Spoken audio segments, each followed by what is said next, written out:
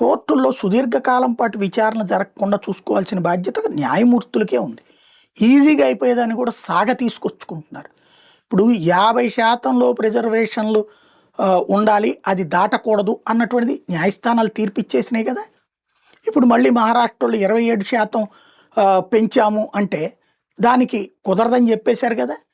మళ్ళీ మీరు కొన్ని రోజులు వాయిదా వేసుకోండి ఎన్నికలు, దీని మీద తుది తీర్పు ఇచ్చేదాకా అని చెప్పడం ఎందుకు? దానివల్ల సాగతైతే కదా. ఈ న్యాయమూర్తులందరికీ తెలుసు కదా 50% దాటకూడదు. లేదు దాన్ని రివ్యూ చేసేటట్టయితే వాళ్ళు ఎన్నికలు నిర్వహించుకోమనండి. ఇంకా ప్రాబ్లం ఏముంది? వాళ్ళు ఇష్టం వచ్చినట్టు వాళ్ళు కోటాలు పెంచేసుకుంటారు రిజర్వేషన్లు. ఈ దేశంలో ప్రతిదీ రిజర్వేషన్ పెట్టేద్దాం, 100% రిజర్వేషన్లు ఇచ్చేద్దాం. రిజర్వేషన్ లేని కులాలు వాళ్ళందరూ బతకడంగా చచ్చిపోమని చెప్దాం, ఓ గొడవ వదిలిపోతుంది.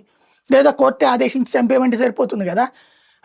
వెంటాడి వేటాడి చంపేయమని చెప్తే ఎందుకు ఇన్ని రోజులు సాగతీతలు? రిజర్వేషన్ల గురించి ఆల్రెడీ క్లియర్ ఉంది, 50% దాటకూడదని. మళ్ళీ ఇప్పుడు మహారాష్ట్ర విషయంలో ఈ తీర్పు, ఇప్పుడు తెలంగాణ విషయంలో ఒక తీర్పు. ఏళ్ల తరబడి నెలల తరబడి సాగతీయడం వల్ల ప్రపంచానికి ఏమైనా ఒరుగుతుందా, ప్రజలకి ఏమైనా ఒరుగుతుందా? ఫైనల్ డెసిషన్ ఆల్రెడీ తీసుకుని మళ్ళీ సాగ తీసుకోవడం ఎందుకు అర్థం కాదు.